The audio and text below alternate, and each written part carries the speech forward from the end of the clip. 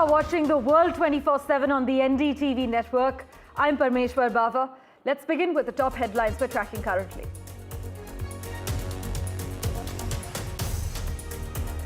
The Trump administration followed through on its threat to pull federal funding from Harvard University hours after the oldest and richest US college refused to agree to a list of government demands.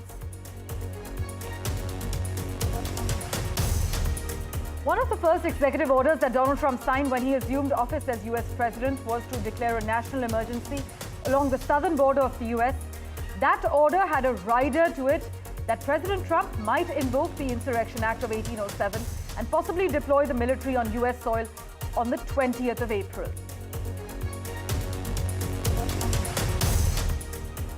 China's President Xi Jinping called for stronger ties with Vietnam on trade and supply chains amid disruptions caused by US tariffs as he attended the signing in Hanoi of dozens of cooperation agreements between the two communist-run nations. After visiting the Gurdwara with his wife, Canadian Prime Minister Mark Carney has been accused of pandering to Sikhs on Baisakhi. From Texas to the stars and back again, well, 6 women boarded Blue Origin's New Shepard rocket, marking the first all-female flight since 1963. That flight saw cosmonaut Valentina Tereshkova orbit Earth 48 times on a solo mission lasting 3 days. This one saw Katy Perry, a journalist, and also Jeff Bezos' fiance. I got you, Flynn. Proud of you.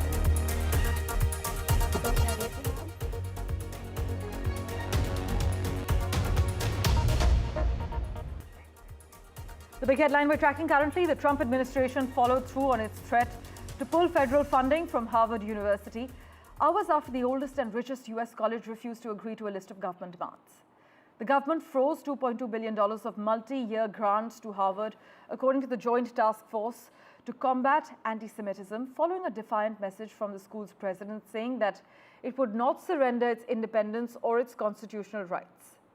The task force wrote, Harvard's statement reinforces the troubling entitlement mindset that is endemic in our nation's most prestigious universities and colleges, that federal investment does not come with the responsibility to uphold civil rights laws. But the Trump administration last month said it was scrutinizing as much as $9 billion in federal grants and contracts to Harvard as part of its efforts to combat anti-Semitism on US campuses.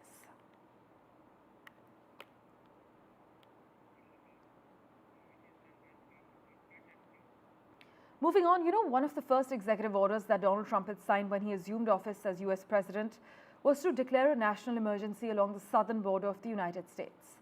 That order had a rider to it that President Trump might invoke the Insurrection Act of 1807 and possibly deploy the military on US soil on the 20th of April, which is 90 days after the executive order was signed. The rider clause in President Trump's executive order on the 20th of January stated that within 90 days of the date of this proclamation, the Secretary of Defense and the Secretary of Homeland Security shall submit a joint report to the President about the conditions at the southern border of the US and any recommendations regarding additional actions that may be necessary to obtain complete operational control of the southern border, including whether to invoke the Insurrection Act of 1807.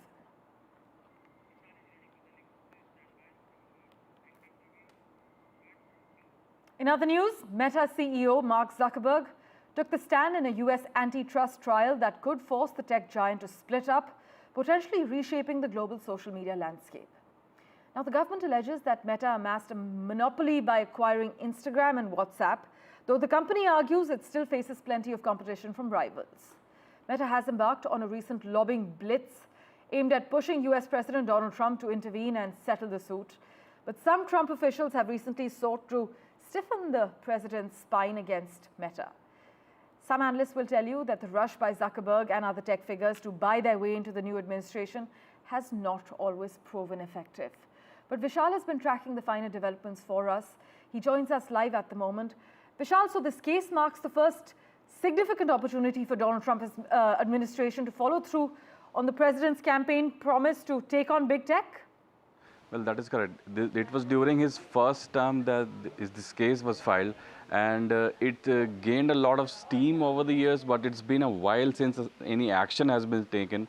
And this is the beginning of the biggest trial. This is the biggest antitrust trial in the history of any big tech company. So it has a lot of media gaze, a lot of interest in it, and Meta has gone on to say that these allegations are unfounded and they're sort of biased because they did not kill competition by buying these companies. In effect, they made the user experience, the consumer experience way better than it was before. So that is what the counter from the Meta company is.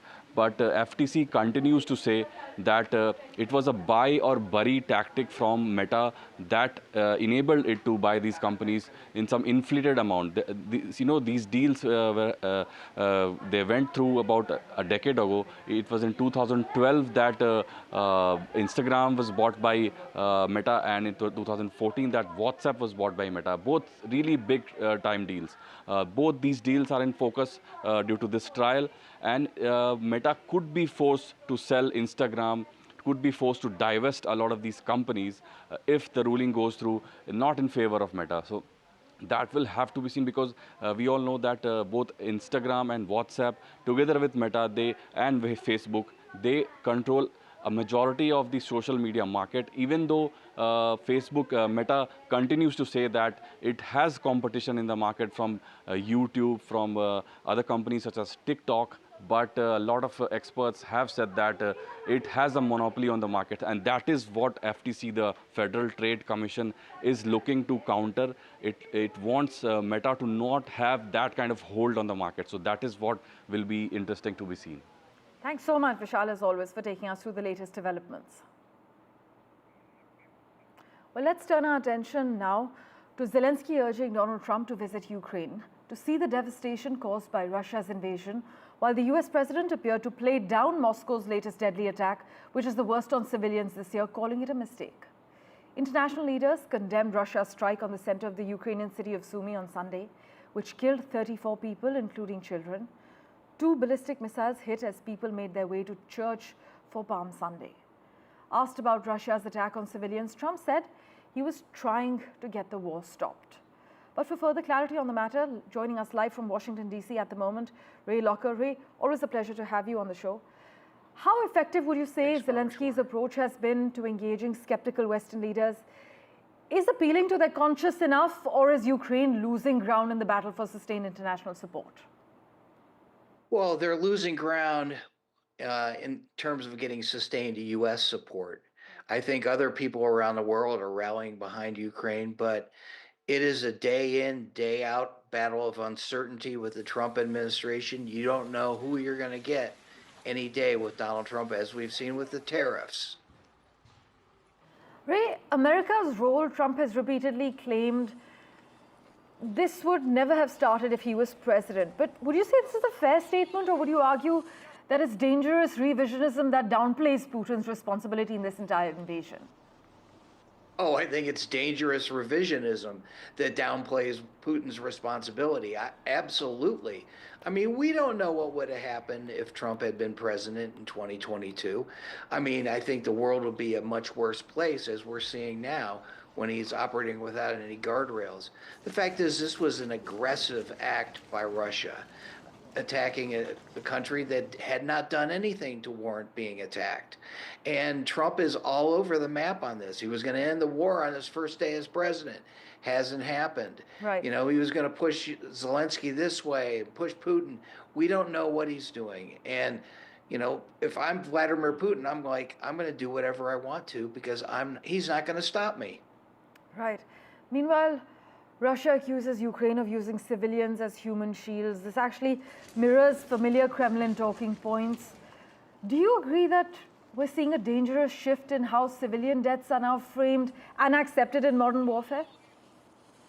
Well, I mean, it's Vladimir Putin. He's going to say whatever he wants. Are you a human shield if you're going to church on Palm Sunday? Absolutely. Who are you shielding, you know? I mean, you're just going about your daily life, and you're callously murdered by a dictatorial regime, period. You know, Putin can say whatever he wants, but anybody who's watching it knows what's really happening. Ray, it's always a pleasure to hear your views. Thank you so much for joining us. We will, of course, stay in touch with you for regular updates. Meanwhile, US President Donald Trump has claimed that Iran has been intentionally delaying a nuclear deal with the United States. He cautioned Tehran against a drive for a nuclear weapon, saying it may have to face a military strike if it didn't desist from its activities. Iran and the United States officials have met in Oman, as we covered, and held positive and constructive talks just last week on Saturday. A second round is scheduled for Saturday as well. Donald Trump said that Tehran must forego the concept of having a nuclear weapon. In fact, we have a reaction lined up for you. Listen in. With them on Saturday. We have another meeting scheduled next Saturday. I said, that's a long time. You know, that's a long time. So I think they might be tapping us along. But Iran has to get rid of the concept of a nuclear weapon. They cannot have a nuclear weapon. He can't have a nuclear weapon. Nobody can have. We can't have anybody having nuclear weapons. You know, we can't have nuclear weapons. And I think they're tapping us along because we're so used to dealing with stupid people in this country. Only thing is one thing, simple. It's really simple. They can't have a nuclear weapon, and they got to go fast because they're fairly close to having one. And they're not going to have one. And if we have to do something very harsh, we'll do it. And I'm not doing it for us, I'm doing it for the world. And these are radicalized people, and they cannot have a nuclear weapon. Meanwhile, the Oval Office meeting between Donald Trump and El Salvador's President Nayib Bukele involved a lot of criminals and also the Maryland father who was mistakenly sent to El Salvador, I beg your pardon, along with prisoners owing to an administrative error. The Supreme Court has ordered that Quilma Abrego Garcia has to be returned to the US, but Monday's meeting between Trump and Bukele made it clear that no one is concerned about that. In fact, Trump wants to send US prisoners to El Salvador if the law permits. Just listen in. If it's a homegrown criminal, I have no problem. Now, we're studying the laws right now. Pam is studying. If we can do that, that's good. And I'm talking about violent people. I'm talking about really bad people. Really bad people. Every bit as bad as the ones coming in. And I made the statement when I heard about this a long time ago now, 4 years ago. When I heard that this guy was having open borders, I said every single criminal from all over the world is going to be dumped into our country. And that's what happened. Jails, the jails of the Congo were emptied out. The jails of Venezuela were emptied out. And you know what happened? Their crime went way down. Well, let's switch tracks now. China's President Xi Jinping has called for stronger ties with Vietnam on trade and supply chains amid disruptions caused by US tariffs as he attended in Hanoi the signing of dozens of cooperation agreements between the two communist-run nations. US President Trump said that China and Vietnam were meeting to figure out how to harm the US. But the visit, planned for weeks and part of a wider trip in Southeast Asia, comes as Beijing faces 145% US duties, while Vietnam is negotiating a reduction of threatened US tariffs of 46% that would otherwise apply in July after a global moratorium expires.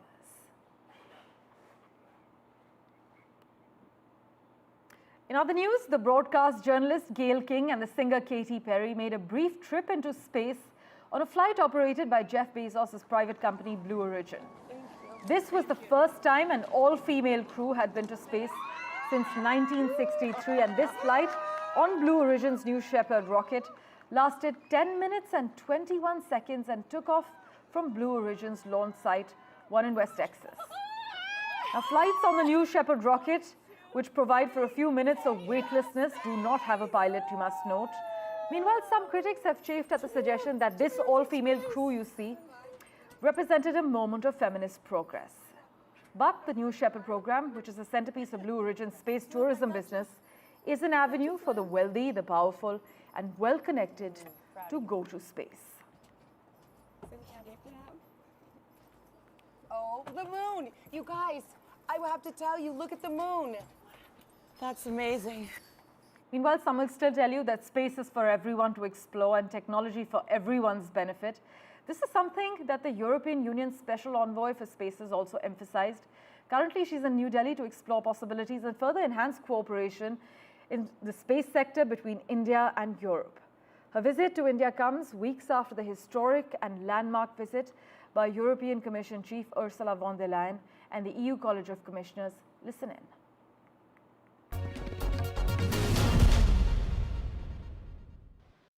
in. In terms of India, in terms of our context, we have a very robust space program, and we were one of the early nations actually to move into the space programs. So it is quite a well-developed space program. But EU has collaborated with us. We have had technological exchanges with the European Union. How do you think, you intensify that cooperation going forward with those famous names you said, Galileo and Copernicus. Yeah. How do you intensify that cooperation?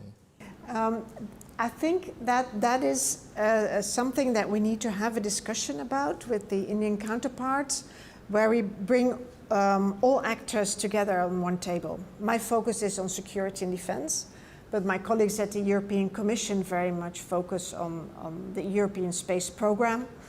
And on the Indian side, you have quite a number of interlocutors as well, civilian and defense. So my objective will be that we can come to agreement on how to engage jointly on how we can improve that cooperation. That's already going on. So that will be setting up such a dialogue. Those can be very big things. You need a lot of people, and that means you also need a lot of preparation to get it right. Because it may seem easy, let's have a dialogue. We are having a dialogue. But between governments and with such a wide scope, it gets more complicated than that. Setting up of a dialogue, you said that itself is a big task. But eventually those dialogues need to yield something. Yes, yeah. But you can't do something if you don't first agree on it.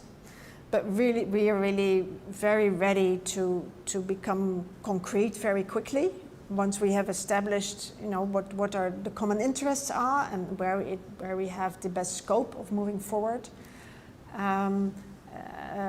We really see this as a process that should yield results as soon as possible. In space we can't wait. Things are happening so fast. We shouldn't just sit there and wait for other countries to do it for us. Also, since you look at the defense and security aspect of it, the challenges that we have in the space, like one of the challenges today is some of our military aircraft on the Chinese border were facing a spoofing problem that you mentioned. Now, we don't know who the actor is behind it, right? But it was on the Chinese frontier. The challenges are evolving, and so should be the responses. Yes. And do you think that the nation states particularly are in a position that they can find a quick response to these challenges, and then probably those responses can be codified for a global same platform usage? That will be the ultimate objective. I think we, as international community, we already take a big step if we can agree on a norm. Like spoofing is not okay, for example. And that we then develop the mechanisms for attribution, which can be very, very complicated because all countries will need to accept the results. But then if you have this format to discuss internationally, like with other treaties, you could set up a mechanism indeed for a response. And when I'm talking response, I speak of a diplomatic response, right? Not of a military response. That's not how the EU works. Well, news and updates continue in a moment right after this very short break. Do stay tuned.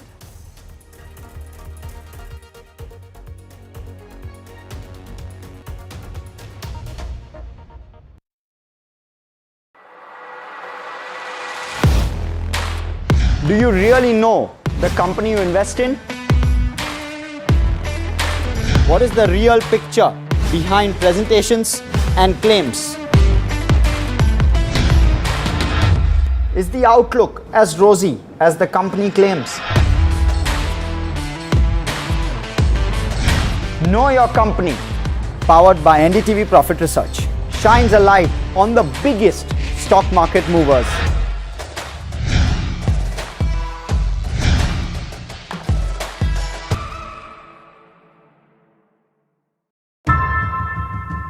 often have you turned away from debates that descend into endless fights? We bring you a show where every question is answered, where every debate finds its resolution, where every story finds its conclusion, where opinions collide but facts prevail,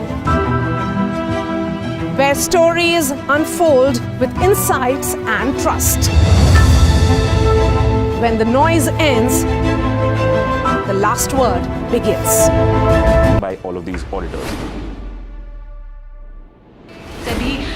Is seeking more information on the trades and the all the transaction which has happened from the exchanges, both NSE and BSE. The Reserve Bank of India's supervisory officers, they are seeking compliance reports on their foreign currency borrowings by these banks. The DSS is actively engaging with the Reserve Bank of India to sort of ensure the thorough examination of the matter.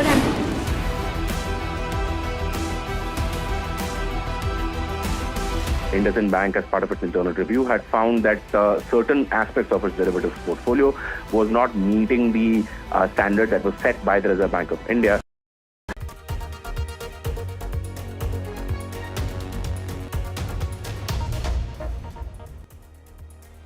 Well, Hungary's parliament has passed an amendment to the constitution that allows the government to ban public events by LGBTQ communities, a decision that legal scholars and critics are calling another step towards authoritarianism. The amendment declares that children's rights to moral, physical and spiritual development supersede any right other than the right to life, including the right to peacefully assemble. And with that, let's turn our attention to a quick update from Canada, where Prime Minister Mark Carney has been accused of pandering to Sikhs on Baisakhi. He's actually facing online outrage after attending a Baisakhi event. He was seen in a Gurdwara along with his wife, also making langar, serving langar, eating the langar, but he's been criticized for ignoring Palm Sunday, and instead he's been accused of pandering to Sikhs on Baisakhi.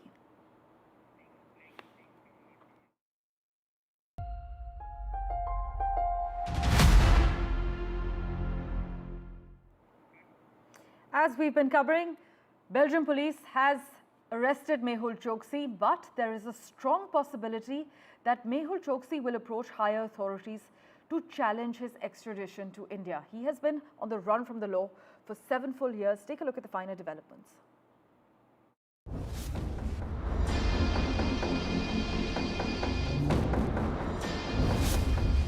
Fugitive diamond merchant Mehul Choksi under arrest in Belgium. The police in Belgium have arrested Choksi following an extradition request by Indian probe agencies for his alleged involvement in the 13,500 crore rupees Punjab National Bank scam case. Belgian Justice Department confirmed the arrest to NDTV. The client was taken to custody on Saturday, and at the moment he is in prison. And there the procedure is not to apply for bail. The procedure is to apply for file an appeal. And during that appeal, the request is made that he should not be kept in detention. He should be permitted to defend himself, oppose the extradition request while not being in custody. Choksi was reportedly preparing to flee to Switzerland under the guise of seeking medical treatment when he was arrested. The arrest marks a major breakthrough in a relentless 7-year pursuit by Indian authorities across 3 countries. Choksi had obtained an F residency card in Belgium in November last year by using forged documents, allegedly involving his wife Preeti Choksi, a Belgian national. He falsely cited humanitarian grounds and critical medical conditions to gain the residency, all while concealing his dual citizenship status. He remains both an Indian and Antiguan citizen. Belgian Justice Ministry has written back to NDTV on our request and confirmed 2 things: that Mehul Choksi, fugitive economic offender accused of swindling multiple billion rupees from Indian public sector banks, is in the custody of the Belgium authorities, and they are actively working on an extradition request that they have received from the government of India based on the strength of an Interpol Red Corner notice issued by the Central Bureau of Investigation. This is not Choksi's first run-in with the international law enforcement. In 2021, he was arrested in Dominica for illegal entry, triggering a dramatic sequence of legal battles. The CBI was dispatched to secure his extradition, but his lawyers successfully argued for his return to Antigua for medical reasons. The British Queen's Privy Council later ruled in his favour, and he was flown back to Antigua after spending 51 days in jail. Despite multiple setbacks, Indian authorities persisted. They learned of Choksi's presence in Belgium last year and promptly alerted local agencies, sharing a comprehensive dossier detailing his role in the massive bank fraud. Belgian police arrested him shortly after, preventing what would have been another escape, this time to Switzerland. Choksi has previously offered to cooperate with Indian agencies via video conferencing, citing his health and inability to travel.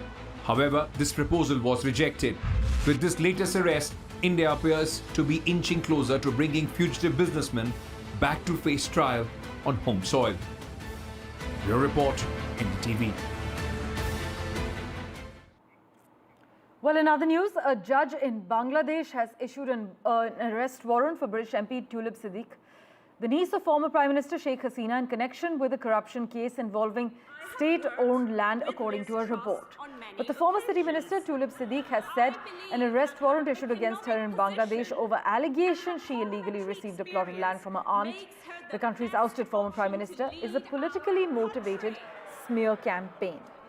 In fact, the Hampstead and Highgate MP said no one from Bangladesh authorities has contacted her, and the entire time they've done a trial by media. Thank you for investing your time and watching this edition of The World 24/7. As always, we'll keep tracking the latest for you. Please stay tuned.